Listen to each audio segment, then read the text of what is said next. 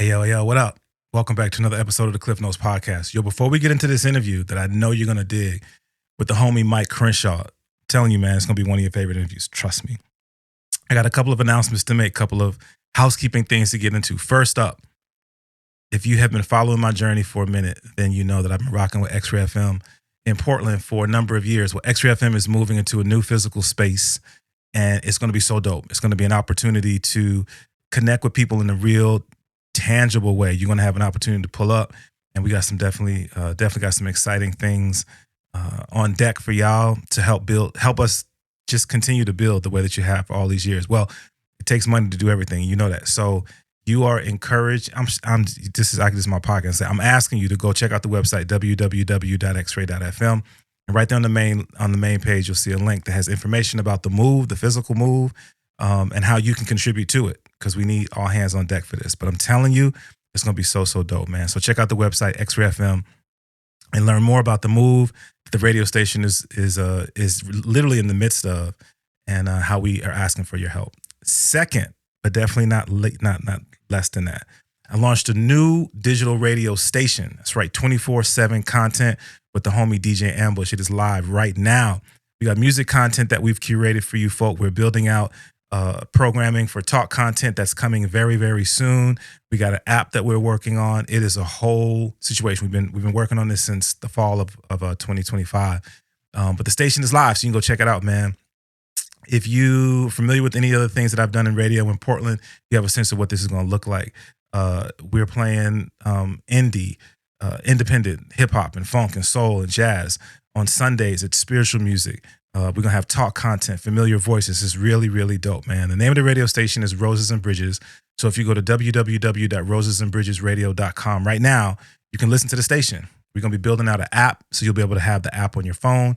Right now, you can listen to it in your car. If you got Apple CarPlay or you got Android or Google CarPlay, you can listen to it right now, man. I was on a trip recently down south, and I was driving around listening to the radio station. So Roses and Bridges Radio is live right now, 24/7 content, straight out of Portland. We are representing the independent artists who don't get a lot of airplay on mainstream radio. Great talk content. So much is in store, so go check out rosesandbridgesradio.com. All right, y'all.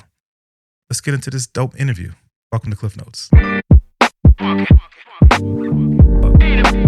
Yes, y'all. In here with Mic Crenshaw. What's good with you, family?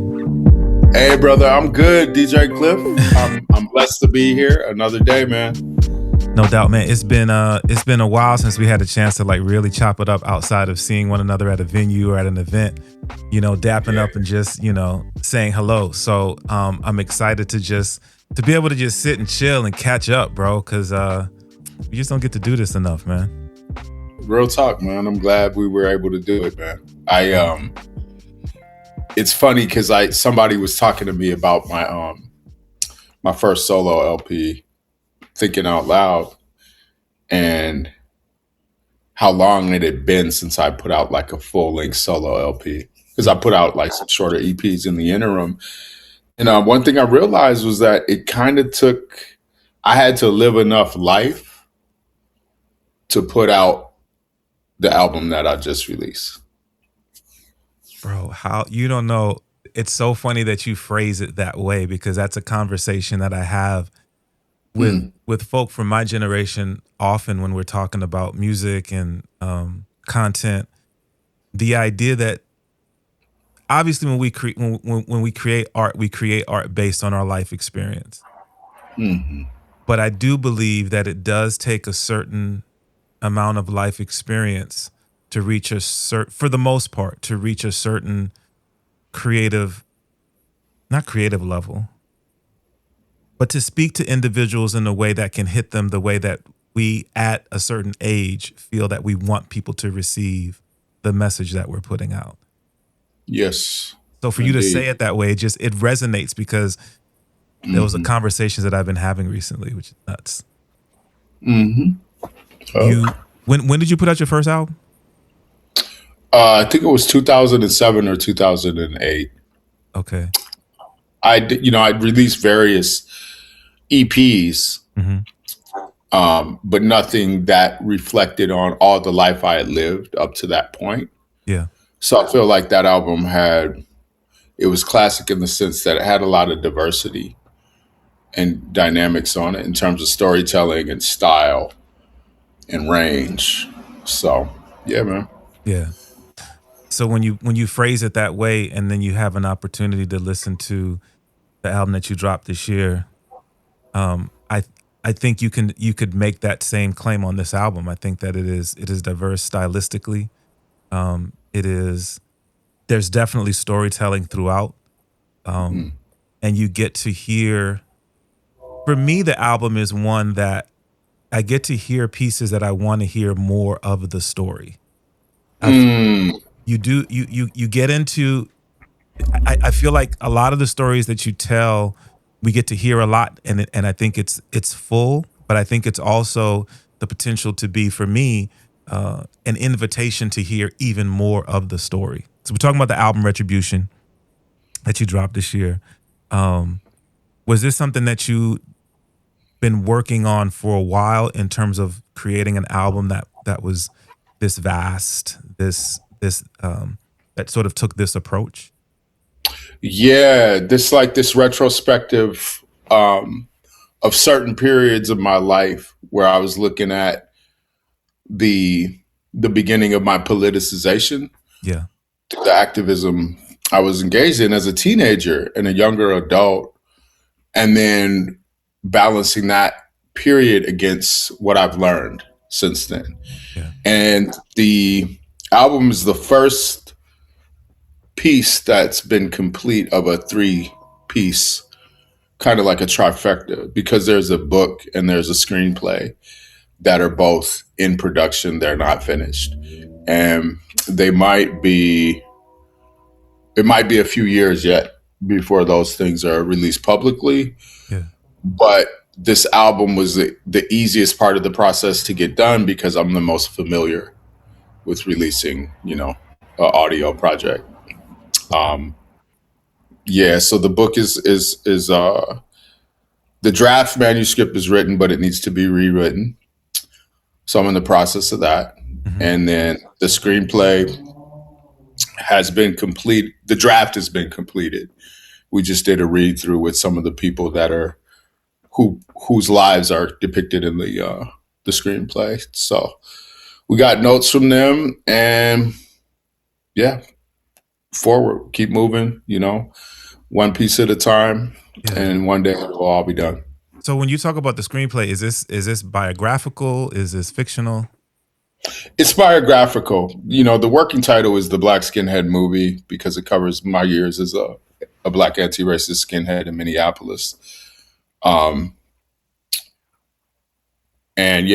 book is a memoir that focuses on that time period. But the thing about it is, I was having a conversation with somebody. There's things we've done in life that embody stories that a lot of people, if we have a platform, a lot of people have become familiar with these stories. So for me, there was a documentary called The Baldies Documentary that did really well. It's available for free on YouTube. There was a podcast that I was part of the production team on called It Did Happen Here. And there was a book called It Did Happen Here. And all these things kind of talked about that period of my life, anti-racist action, Minneapolis Baldies, organizing and fighting against neo-Nazis and white supremacists. So there's enough people who've been exposed to that information that it'll be familiar to some people. But what my role with the current body of work that I'm engaged in is to give my personal perspective. Whereas these other pieces of content that tell the story, tell more of the collective version of events. Got you. So it's interesting that because these I had to make notes, Mike. I had to write some of this stuff down, B. So when I talked about listening to the project and it wanted me to hear more of the story, you just shared one way that I can actually go and hear more of the story, which is checking out the either the book and or the visuals for It Did Happen Here, because on listening to the joint, I guess on the title song, you mentioned black skinheads and Minneapolis Baldies, and I was like, what? Like, you know, I want to understand more of what that is, what you're referencing there. But then I also had to say, and this is something that I think I've always noticed you do in the audible art that you create, is that you come with content that is conscious, but you also MC. Like that combination, I think, is dope. The line being the link between Doc Martens and Dr. Martin Luther King Jr. I was like, all right, Mike, I see you. I see you, bro. Right on, family. I appreciate you, man. Thank you for paying attention, you know? Yeah. Yeah, man. The album is full of an example of one of the things that I celebrate being here in the Portland area, and that is a community of creatives. Familiar names. When I went and looked at the liner notes, because I'm of that generation that's what we do. Yeah. And I saw Johnny Cool. His hands are all over this thing in terms of man. He helped me deliver. He's like the main midwife, so to speak. Yeah. Then I got to see that the homie Trox got a couple joints on there. That's right. Other familiar names, Tony Ozier there with the production. Throughout the project, we get to hear the vocals of Tony Hill, Arietta Ward. Yeah. And then I noticed and forgive me if this is not the first time that y'all have rocked together, but on the Joint Victory, you got the young MC Swiggle Mandela, who is putting in work, bro. Like, he's doing all kinds of stuff. How did that? Is that a familiar collaboration? Have you guys worked together in the past? You know what's the trip is, so on the record, the release right around the time I released my first solo LP, Thinking Out Loud, we combined efforts with Dead Prez to help raise money to ship some computers to Burundi, Central Africa, and establish a computer center there. And Dead Prez came out, and we sold out the Wonder Ballroom. And Swiggle, we put Swiggle on that show. His crew, La Familia Gang Music, LGFM. That was the biggest show that he had done to date. And so it's funny because over the years, he's got he has lines bars that he drops, and I don't remember them verbatim, where he talks about that experience. So, you know, I feel like I've played a supportive role in his career, as a colleague, a fellow artist, at times a mentor. But I also feel like he's come into his own, where, like, you know, I'm not out here trying to claim credit for his career, because his grind exceeds a lot of what people have been able to accomplish locally, you know? Sir. Yes, sir. For sure. But I think, Mike, do you see any value in collective and the time that you have spent as a creative in Portland, because that's where we're at, and the influence and or impact that it has had on other creatives, younger or even of your or I guess you say, you know, of our generation? Yeah, I'm the type of person where it is sometimes hard for me to give myself credit. And I'm not exactly sure what that's about, but I've been better at it. I've been better at, like, allowing the compliment to land instead of immediately returning a compliment, and, like, really taking a breath and, like, being like, yeah, that is who I am. This is what I've been able to do, which is contribute, not only, you know, maintain my own career, but contribute to my community in ways that people name. Yeah. And I'm honored, man, you know? Yeah. You have consistently for many, many years worked on building your career, using your gifts and your talents to bring awareness to areas outside of outside of Portland, outside of the United States, outside of this country. You speak to it on the album, but in just in your words, why is that of value? Why is that important to My mom and my grandparents put wanderlust into my spirit, or maybe it was already there. Maybe God put it in me, and they just kind of helped facilitate the emergence through taking me on road trips, introducing me to my first trip outside the country. You know, my grandparents took me to Puerto Rico when I was about 5 or 6 years old. Yeah. Mom would have us going across the country on road trips to visit relatives and friends of the family in California from Chicago. And she would put together these little binders.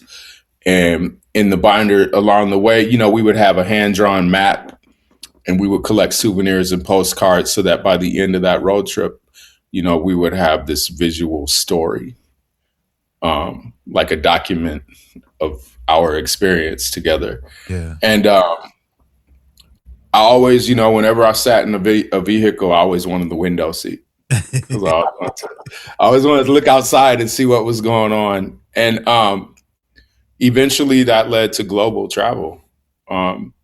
There was a lot of National Geographics around in my grandparents' crib, and they had traveled the globe, and they had little push pins on the globe of all the places they had been to. So when I got the opportunity to go to Africa for the first time in 2004 to Rwanda, it was just kind of in alignment with the part of my inner child that was like longing to experience things. Yeah. And I've been able to sustain the relationships that I've created along the way. And so that's what leads to the current work, the connections with the African Hip Hop Caravan that stemmed from that Rwanda trip in 2004 to multiple countries, collaboration with local artists. Obo Addy invited me to collaborate with him and produce a show that was a live production featuring Ghanaian dance as well as B-boys and B-girls and crumpers. Yeah. That featured hip-hop DJ and a live band as well as African percussion. And I'm going to Ghana for the first time in August. And I really have Obo to thank for that. Yeah. You know, when he pulled me in over a decade ago, because I'm going with one of the artists, Okaija Afroso, who was part of the Obo Addy Legacy Project. And I say all that to say that it's not only is there travel and going to different locations, but there's relationships and there's people. And those relationships have been built over years. And the depth of what we're able to dream up together and accomplish has to do with the time that we put in, you know, the familiarity, the trust. And it makes for a richer collaborative experience. So now when you look at the videos for, like, say, Africa, featuring A Revolution, Johnny Cool Beat, and this artist that I work with out of Tanzania consistently since 2018, Kilaridi Masai.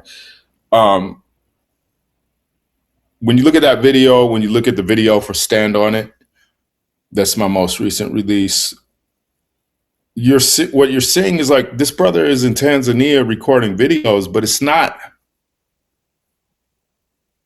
like this fly by night operation. This to get access to the types of places that we're filming, local people, locations in the cut.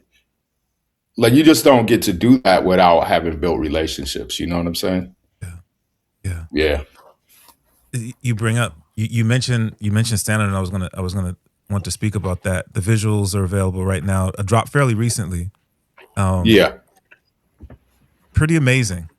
Like the video, I think, is pretty amazing, and getting to see a place that for a lot of us, and I include myself in this, that, you know, have not traveled, have not been outside. I mean, I have a passport, haven't really used it. You know what I mean? But to be able to live vicariously through your world. And there's I told you, bro, I wrote notes, man. There's a line in Stand On It, man, where you You mentioned, seeing Eden, something to the effect of knowing that it's real, and and then we get to see the visuals of you being in the motherland. Correct me if I'm wrong. I think on the album you call it the Mama Land.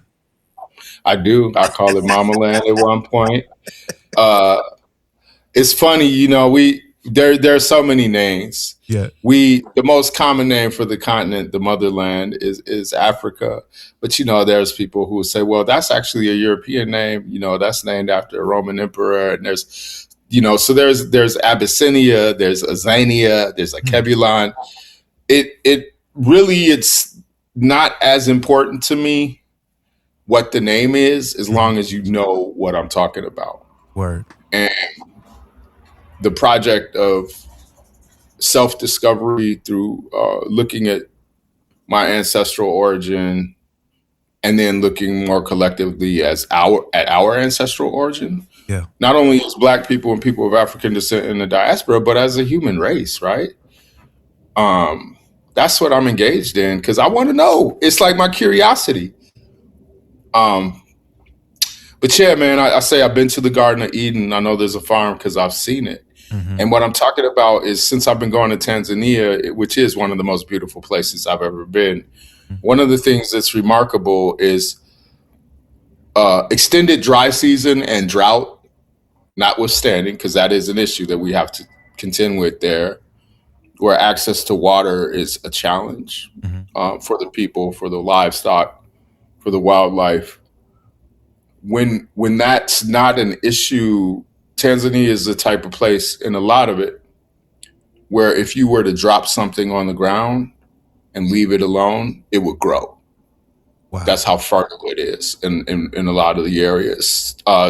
Shout out to Mama C and Mzee Pete O'Neill and the United African Alliance Community Center. They have a community center in a village called Mbasini that's in the foothills of Mount Meru. And if you get up early in the morning, you can look in northeast, and you can see Mount Kilimanjaro. Wow. It's Arusha, outside of Arusha, Tanzania. The elevation makes it more of a temperate climate. So, you might actually be over there in a lot of the year, and you need a windbreaker in the morning or in the evening, right? Even though it might be in the upper 80s during the day, it still can get kind of cool. And there's a lot of coffee grown around there at the higher elevations. A lot of Arabica coffee grown on the mountainsides, but the soil is Black, and things grow there, very lush. So that's what I'm talking about. And we have a farm in the area too. We've established a banana farm. My brother Kilariti, Kilamingi, Maasai warrior, has established a farm, and he's growing bananas and beans and peppers. And I'm looking at, the possibility of trying to at least test to see if we can grow coffee in the shadows of the bananas, because it does better in a cooler climate. Wow. So dope, bro. Bro, so many questions. Let me get to this though. And you referenced it when you talked about that continent being the home for all of us. There's a track on the album, First? Yes, sir. Bruh. Come on. Shout out to Wasabi, the hottest Wasabi. Come on, bro. And Anthony Rivera. Bruh. What you said, red, black, and brown. They after all. I was like, Mark. The track is fire, bro. Thank you, brother. Another Johnny Cool creation. For sure. Yeah. AK Wasabi, I was not familiar. Hit me too. So AK Wasabi is a Native American MC, and man, I'm feeling bad right now because I can't name her specific tribal ethnic orientation, but she's an Alaska Native, and I met her virtually, but I had gone up to Alaska and done some work with Chad Brown and his project Love is King. He took a group of Black adventurers up to Alaska. I was lucky enough to be one of the folks who got to go up there. We hiked out um, so deep in the wilderness that we were a 10-mile drive. I mean, a 10-hour drive from any services in terms of hospitals and anything like that. And we were on trails that were only created by ancient people and wildlife. So it wasn't like a national park where the Park Service comes out and makes a trail and puts up a bathroom and all that kind of stuff. Right. And we were looking at the origin of the ways of life that some of the Inupiat and Gwich'in people, indigenous people up there, have lived since the beginning of time, where their life is dependent on the herds of caribou, called porcupine caribou, and their migration patterns are related to the salmon and the caribou, and having access to these wild foods. And because of the opening up of the areas that they've historically lived in for drilling for oil and natural gas, their whole lives are threatened. Not only are their lives threatened, but because the Arctic Circle is like a canary in the coal mine, because how it functions to regulate the Earth's climate. When the permafrost starts to melt in the Arctic, then you know that the rest of the world is going to experience consequences. Yeah. And so I learned so much up there, but I met Wasabi through Chad Brown of Love is King, because he said there's this native hip hop artist that's related to one of the activists that we met, Sicknick Maupin, and that's her cousin. And so I started listening to her music over the last 3 years. And when I got this track, it's kind of like a rock track from Johnny with live, guitar, bass, and drums. I was like, ooh, this is driving. What am I going to do? And the hook just kind of fell in my lap. Yeah. And it said, first, they come for the red. Then they come for the black. That's African. Then they come for the brown. That's all of us. We are all under attack. They're coming for you. Come on. And she drops this verse about how they came for her and her people. They came to great grandma's camp and they took the children. But through it all, she's talking about resiliency. Like, my people's still here. Yeah. And that's one of the feelings that is so important for me to feel and experience and observe when I'm in Africa, is that I'm meeting indigenous people who've been through a lot, who've endured colonization, but they're still on their land. And the relationship to their cultural customs and history and ethnicity is intact. And there's something about that is so powerful. And I think, like, I have to be in relationship with people who have that and who haven't lost that, so that I can recover those parts of myself by observing the examples of how they've maintained that.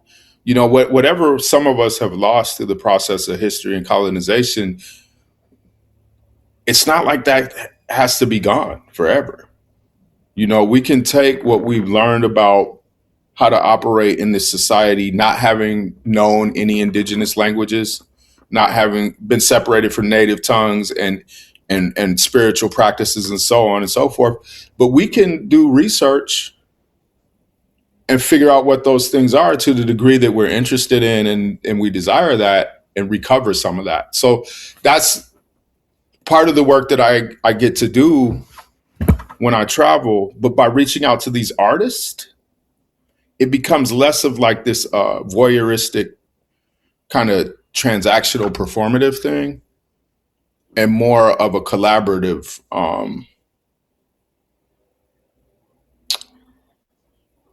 kind of potential that we get to co-create. Yeah.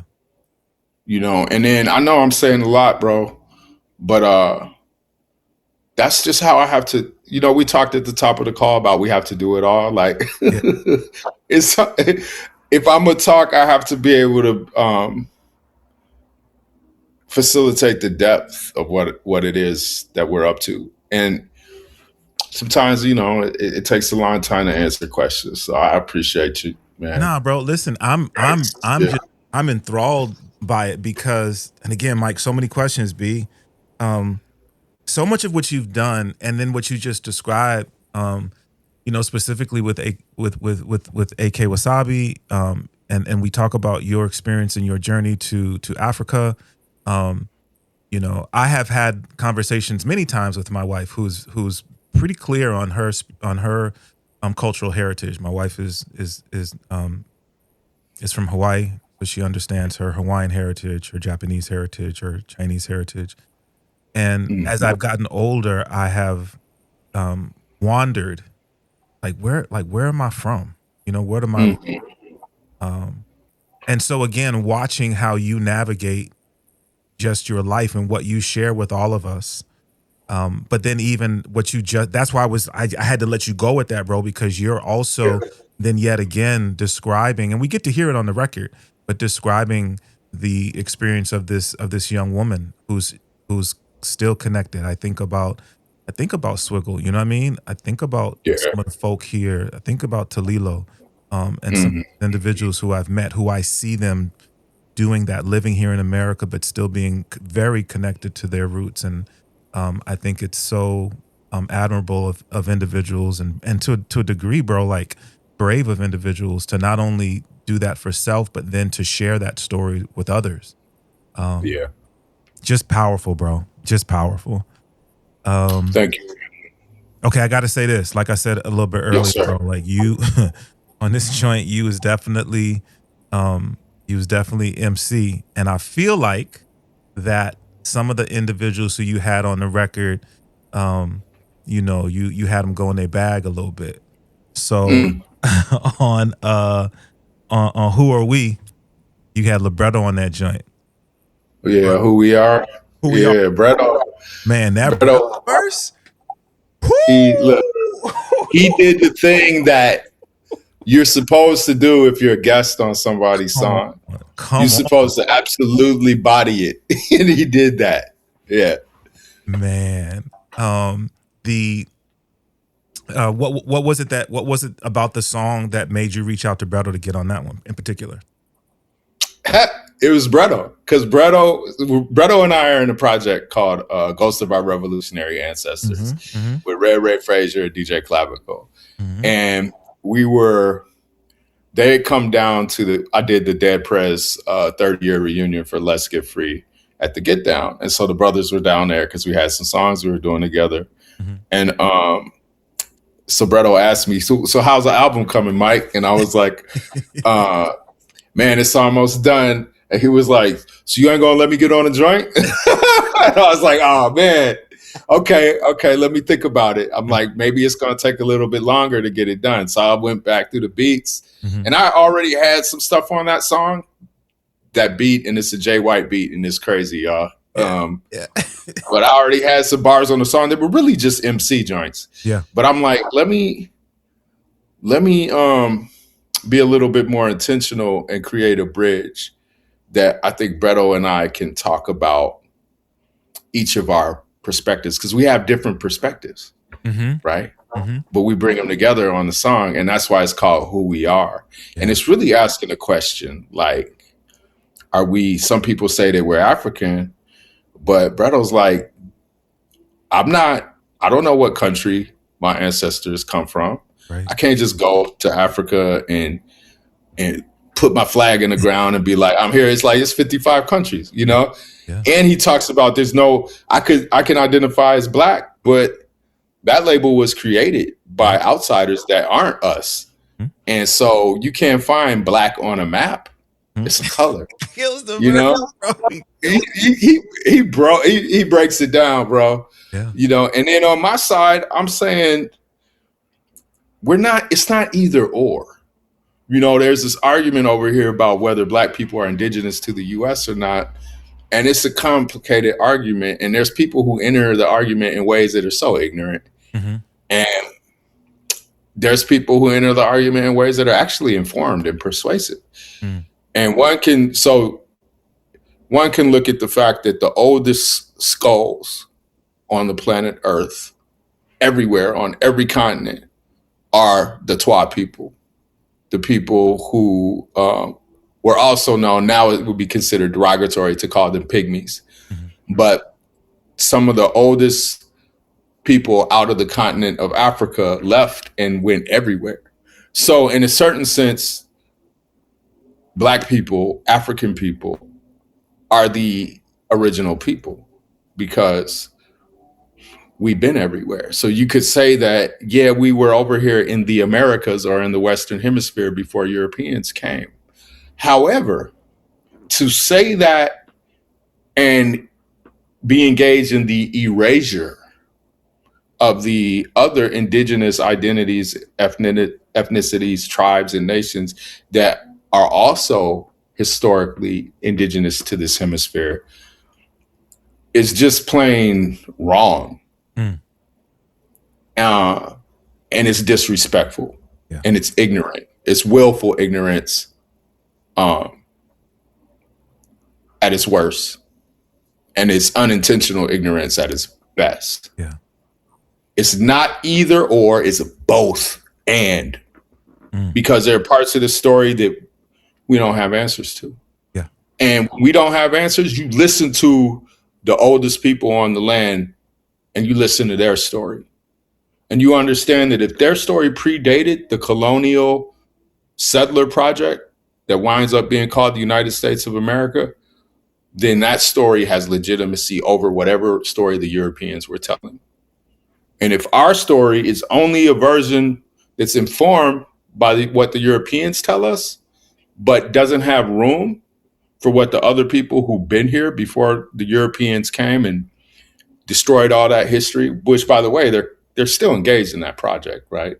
Yeah. They don't want us to have critical race theory. They don't want us to read certain books. They want to cut education programming for certain types of, lines of study that would be in colleges and universities and public schools and so on and so forth. Why do you think they're doing that? Why do you think they're killing journalists in unprecedented rates?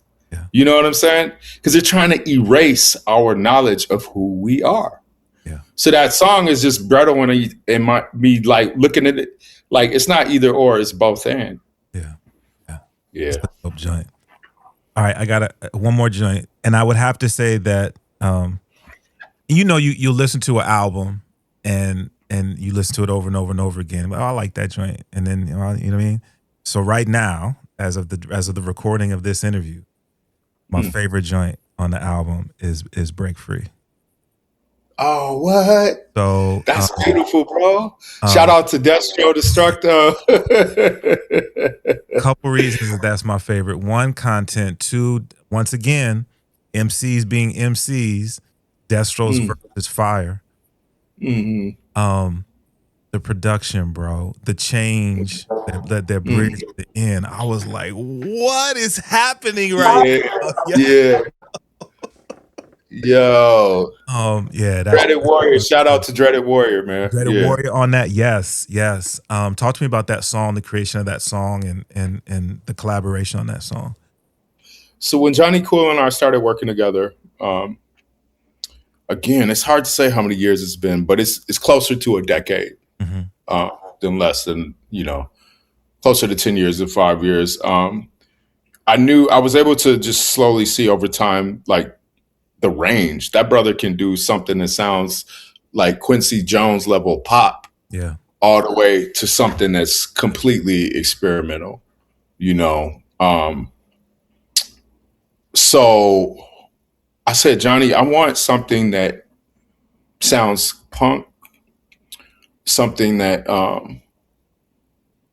can live in the hip hop world, but in terms of the instrumentation, I want something that sounds gritty, kind of like if you think about the White Stripes meets Black Sabbath, but with a hip hop kind of percussive beat to it. Yeah. And so Johnny was hitting me with these instrumentals, and that the instrumental for Break Free is one of them. Okay. And it's got this driving bass line, the snares, crazy live sound. It's kind of a dirty sounding beat. It sounds like a garage band, really. And so again, the verses just kind of like were came to me off of reflecting on the life I had lived, the questions I engaged, in the struggle to survive and prosper, the self-reflection on who I am.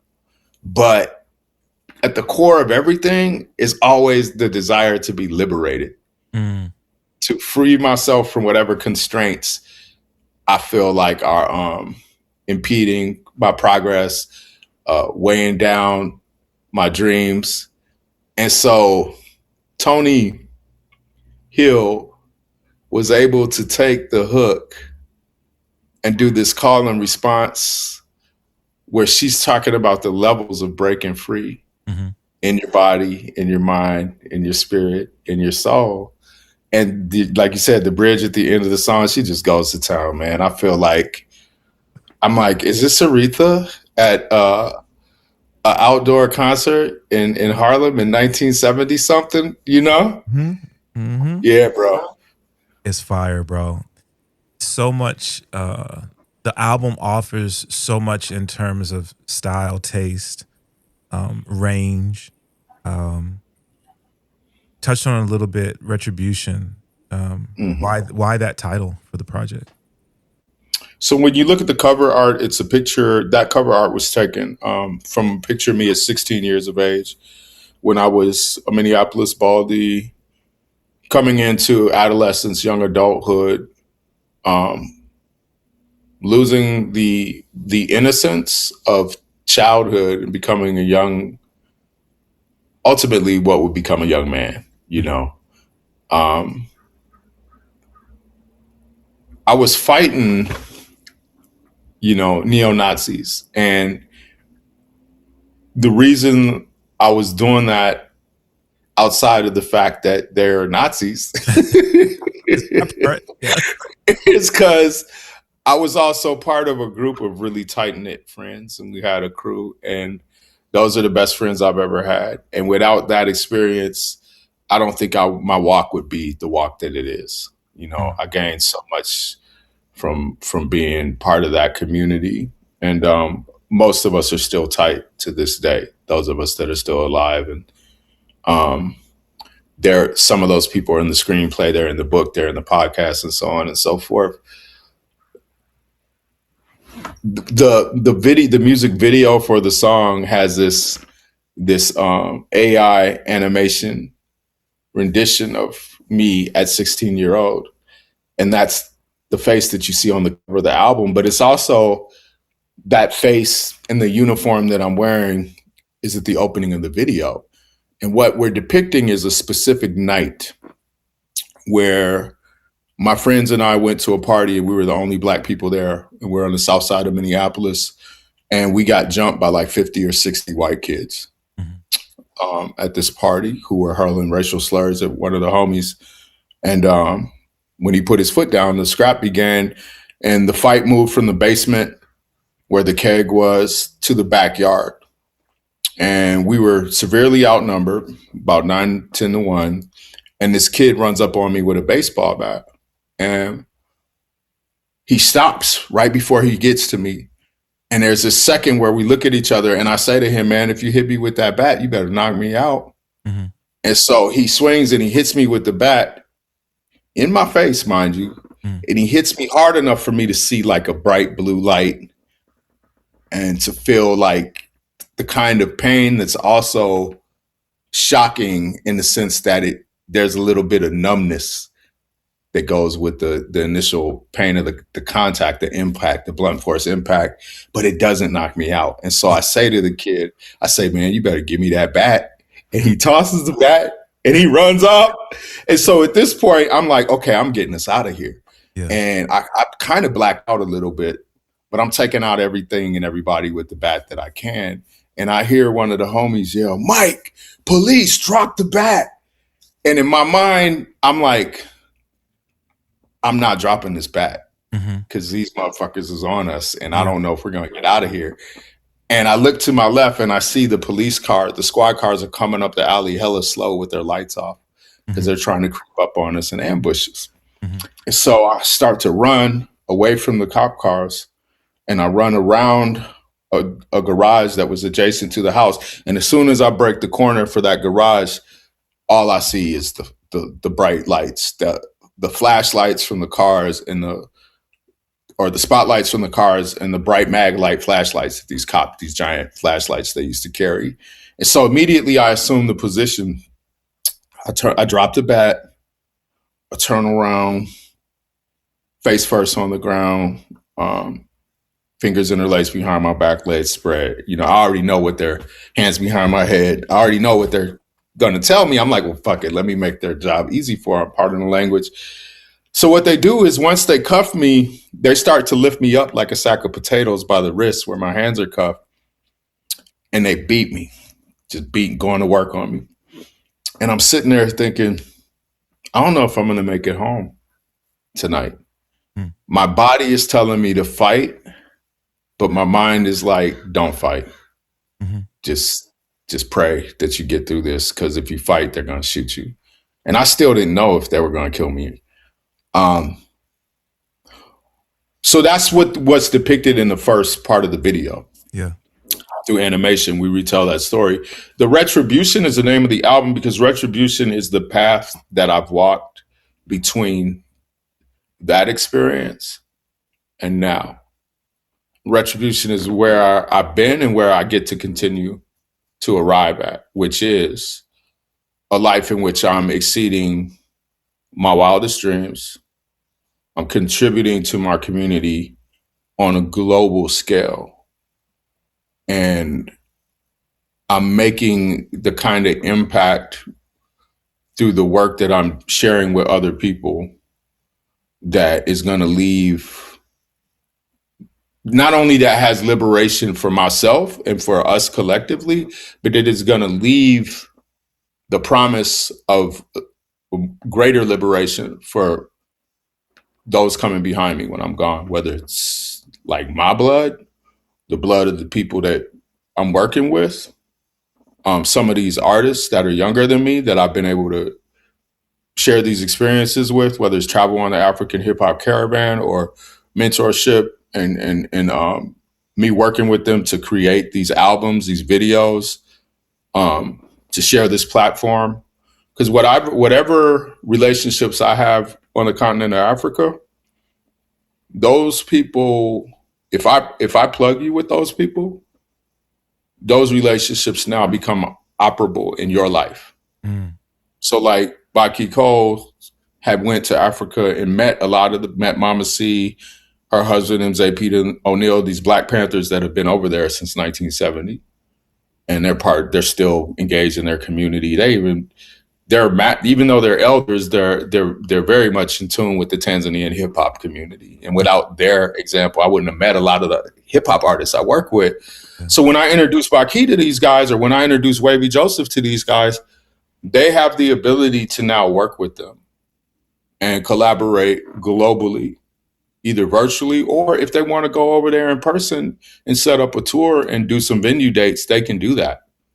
If they want to go visit the farm, and eventually we're building accommodations on the farmland. So if people want to sleep over there, go on retreat, go on adventure travel, vacation, take their families over there, that's what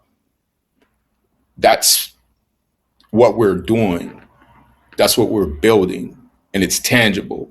It's land-based, it's relationships. Doing that in the shadow, parallel to these people kidnapping families off the road, kicking down people's doors without a warrant, murdering innocent people, working people in the street, building concentration camps, making sure that there are surveillance cameras without your consent and any type of legal oversight, mining people's data and information and privacy to be used against you. Robot dogs and quadcopter drones, being armed with automatic weapons so that they can remote control, murder you. You see, we've been being murdered on camera all our lives, right? But that's connected to the pictures and the photographs and the postcards of the people they lynched burned alive at the stake, dismembered bodies, and took home pieces of their dismembered body. Yeah. Right. So this has never stopped. Every time I look at my screen, I see something about a person that looks like me got murdered, chopped up in pieces, burned and left in the woods, hanging from trees right next to police stations, being lynched across the country. And these newspapers want to get up and talk about it suicide. These police departments want to talk about it like it's suicide. The federal administration letting out people who, if they would have looked like me, would have been considered terrorists and would have been executed or in prison for life. Not only letting them out of jail for what they did on January 6th, but awarding them with money and taking money out of the social safety net that would have been for the people, for the necessities of food, clothes, shelter, education, access to health care, and putting that into creating a private paramilitary stormtrooper force that's out here in our communities harming people, right? Yeah. Genocide in Gaza, wiping ethnic clean, all the stuff that they told us that we were against.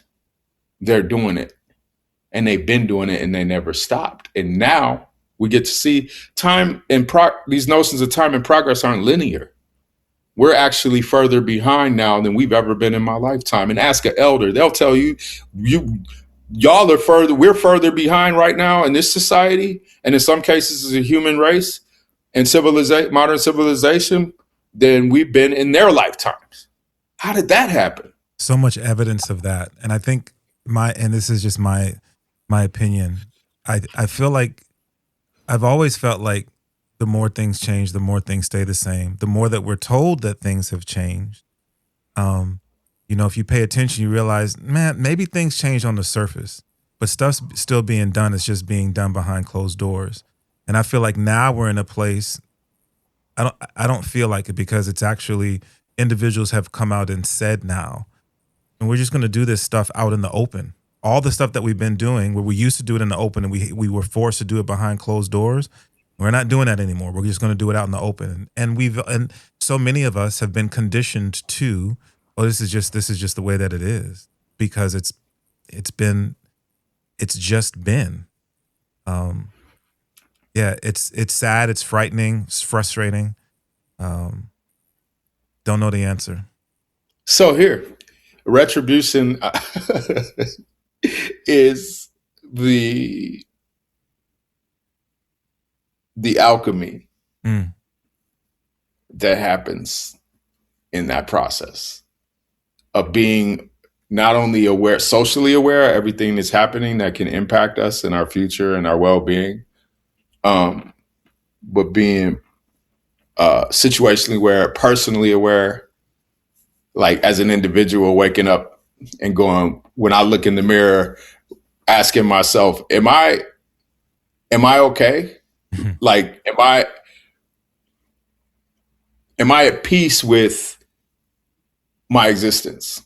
Am I accountable for how I'm showing up? And then asking myself those same questions 5 times a day. And then when I go to bed at night, looking in the mirror and being like, yeah, man, I'm doing my best. I'm doing the very best I can. Yeah. That's Retribution. That's powerful. Retribution, the album, is available now for streaming. Mike, how can people access it? It's on all the platforms. Subscribe to me on YouTube. Follow me on Instagram at Mic Crenshaw, MICCRENSHAW. The videos that are currently out that have been released, Stand On It is the most recent one. Retribution has been out. Africa has been out. We Are Tigers is out. Ready didn't make the release. That's another Trox track. It's not on the current release that's streaming, that version of Retribution, but it's going to be on the album that I'm putting out on Ronald Records. That's going to be the wax version. Ooh. So we'll have wax for this later. I'll say as soon as possible, but I'm hoping that the wax will be ready this fall. Okay. Yeah, but there's a video for Ready too. That's also on YouTube. So check out the singles. More singles forthcoming. I'm really excited. I get to work with my man Twix for a video for Flying coming up. Yeah. That album has 2 Jay White tracks on it, Flying and Who We Are, the one featuring Berto. And we're all going to be performing live August 1st at Alberta Street Pub with Swiggle, Shine Runner, what's my man? Beats. Sayu? But I'm the flyer. Yeah, Sayu Beats. Thank you. Yeah. Okay. That's what's up. So come through August 1st, Alberta Street Pub. No doubt. Mic Crenshaw, fam, listen. This was gold, bro. This was good for my soul. Thank you so much for taking the time. Thank you for what you've done creatively, but also the passion that you do it in which you do it with. Thank you for educating us all through your experiences. I think it's valuable when we can live life and create interest in what we're doing, especially when it's for something positive, the way that you've done it. Thank you for sharing your story, bro. It's something that the more spins I take around the sun, the more value I see in that, in sharing the story, because your story is powerful and it's informative, and I think we can all learn a lot from it. And finally, bro, thank you for I don't know if we said it before we turned the microphones on or not, man, but thank you for being open to the acknowledgments of what you've done. I think that's valuable. OG1 says it oftentimes, and he's created a whole event around it. But, it's valuable to give one another their flowers, especially while they're here, to appreciate them. And that is an encouragement that I think sometimes we don't necessarily know that we benefit from. So big ups to you for everything, man. Thank you so much, Klyph, man. Thank you for holding it down all these years, and continuing to be a force, and making the platform available, honoring the good music that's part of this culture that we live, hip hop culture, and just maintaining the friendship and the connection and the opportunity to come on here and talk with you, man. So thank you, Klyph. That's what's up, man. Mic Crenshaw, this episode of the Klyph Notes Podcast. Remember, the Klyph Notes Podcast is available everywhere you get your podcast. You can check it out on Apple Podcasts. It's available on Amazon, on Pandora, like literally everywhere, or at klyphnotes.com. Big ups to everybody who supported and shares the podcast. And last but never ever least, big ups to the homie Theory Hazit for creating the official theme song for the Klyph Notes Podcast. Until we have an opportunity to do this again, y'all be blessed. Peace. Peace, y'all.